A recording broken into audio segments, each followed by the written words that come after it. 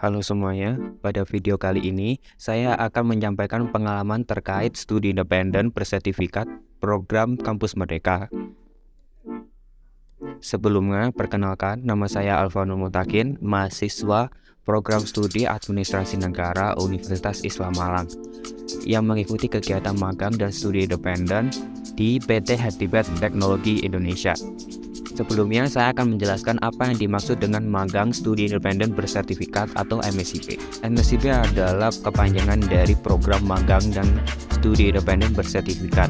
Program ini adalah salah satu wacana dari Kampus Merdeka. MSIP merupakan bagian dari program Kampus Merdeka yang bertujuan untuk memberikan kesempatan pada mahasiswa untuk belajar dan mengembangkan diri melalui aktivitas di luar kelas perkuliahan, guna mendapatkan pengalaman di dunia profesional atau dunia industri nyata selama 1-2 semester. Kemendikbud telah bekerja sama dengan lebih dari 160 mitra yang terdiri atas perusahaan, organisasi, institusi pemerintahan, hingga startup yang dapat dipilih oleh mahasiswa. Melalui program ini, mahasiswa diberikan kesempatan untuk belajar sekaligus melatih hard skill dan soft skill yang akan menyiapkan sebagai bekal agar lebih tepat ketika akan memasuki dunia kerja.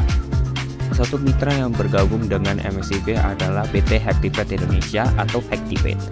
Heptibet adalah lembaga pendidikan teknologi yang didirikan pada tahun 2016. Heptibet didirikan oleh Ronald Tiksak dan Riza Fahmi yang didasari oleh keresahan mereka melihat banyaknya kejadian saling bajak talent pengembangan developer di antara perusahaan-perusahaan teknologi. Heptibet berfokus pada pengembangan talenta digital, mulai dari pemula hingga menjadi tenaga ahli lewat program bootcamp yang diadakan. Dengan begitu, diharapkan semakin banyak anak-anak muda yang kompeten untuk berkarir di dunia teknologi. Penulis sendiri lolos pada kegiatan MSIP UI UX Designer Heptibet. Kegiatan dilakukan lebih dari 5 bulan dari rentan waktu 18 Agustus 2022 sampai 31 Desember 2022 dengan mitra PT Heptibet Teknologi Indonesia. Pada batch ini ada lebih dari 3.000 pendaftar dan hanya 250 peserta yang diterima oleh PT Heptibet Indonesia. Pada kegiatan UI UX Designer terdapat beberapa lingkup kegiatan, diantaranya lecture session, yakni sesi pembelajaran yang dilakukan dalam kelas yang dilaksanakan secara online dan waktu yang telah ditentukan. Kegiatan lecture session ini wajib dilakukan peserta kegiatan dan dalam kelas tersebut terdapat peraturan seperti harus mengejar ketertinggalan dengan mengetahui kompetensi yang diajarkan dan melakukan eksplorasi terhadap kompetensi tersebut. Kita memiliki dua jenis tugas, yaitu tugas individu dan tugas kelompok. Tugas individu yakni tugas yang diberikan mentor dengan output luaran sebuah desain aplikasi mobile.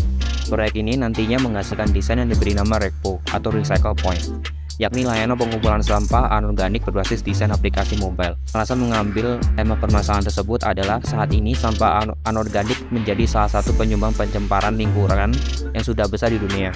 Kami mengusulkan yang disebut dengan REPO atau Recycle Point, yakni layanan pengumpulan sampah anorganik berbasis desain aplikasi web atau saat ini masih berdesain web dan menjadi pengguna lebih mudah untuk mencari bank sampah terkait dan pengguna pun bisa mencari artikel-artikel tentang pencemaran lingkungan dan lain sebagainya. Pembuatan desain, hal pertama yang dilakukan adalah pembuatan empathy maps. Empathy maps adalah alat visualisasi yang digunakan untuk mengartikulasi apa yang diketahui tim produk mengenai pengguna. Setelah itu kita membuat yang namanya customer journey maps, yaitu gambaran tentang perjalanan konsumen atau customer journey. Customer journey maps adalah flow yang dilakukan pengguna aplikasi mulai mereka mendaftar hingga menutup aplikasi tersebut. Dalam pembuatan desain empathy map persona customer journey, penulis menggunakan aplikasi Figma dengan menggunakan tools yang berbeda di Figma Jam.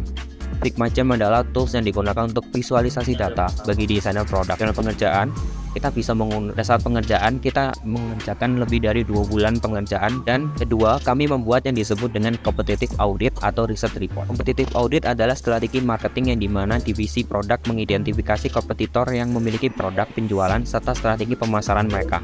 Tujuan dilakukannya competitive audit adalah untuk mempelajari lebih dalam strategi pasar, kualitas produk, ancaman potensial dan kompetitor hingga kelemahan mereka. Setelah menentukan competitive audit dan lain sebagainya, kita membuat yang disebut dengan wireframe.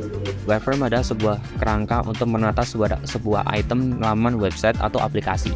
Wireframe memungkinkan seorang developer dengan mudah mengerjakan pengembangan struktur dan arah dari website atau aplikasi yang akan dibangun. Setelah membuat wireframe, kita membuat yang dinamakan dengan mockup dan prototyping.